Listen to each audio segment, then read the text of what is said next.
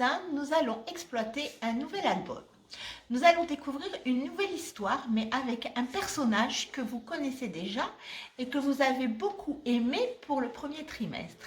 Il s'agit bien évidemment de notre ami le loup. Alors, le titre de notre histoire, c'est Le loup qui voulait changer de couleur.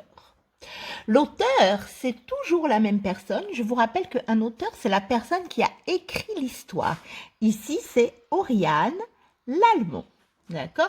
Et notre personnage principal, c'est notre ami le loup. Alors, suivons ses aventures.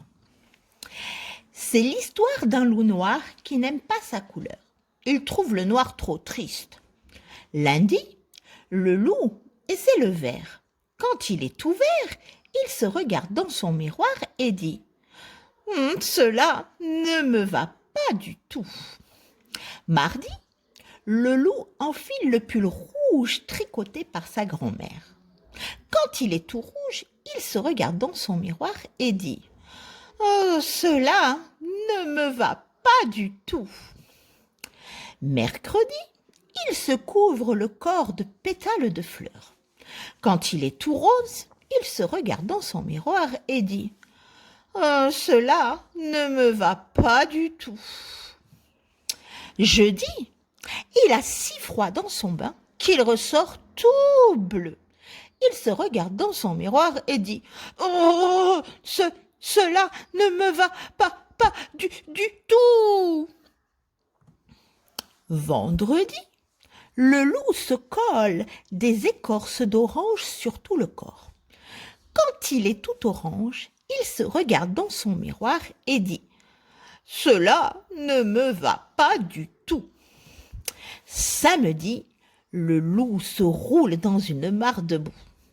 Quand il est marron, il se regarde dans son miroir et soupire.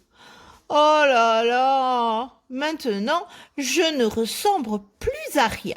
Cela ne me va pas du tout. » Dimanche, quand il est paré des plumes de paon, il se regarde dans son miroir et dit « Oh, comme je suis beau cette fois. » Mais c'est aussi la vie des louves. Le pauvre loup multicolore n'est jamais tranquille. Un soir, le loup se regarde dans son miroir et dit « Cela ne me va pas du tout.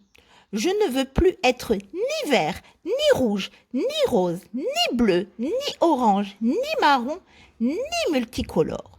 Je suis très bien en loup. » Alors, cet album, les enfants, le loup qui voulait changer de couleur, nous allons l'exploiter comme nous avons exploité l'histoire du loup durant le premier trimestre. Donc, au fur et à mesure de la semaine, je vous donnerai des activités sur cette histoire. Vous la lisez souvent, vous regardez bien les images. Je vous souhaite une bonne lecture et je vous fais plein de gros bisous.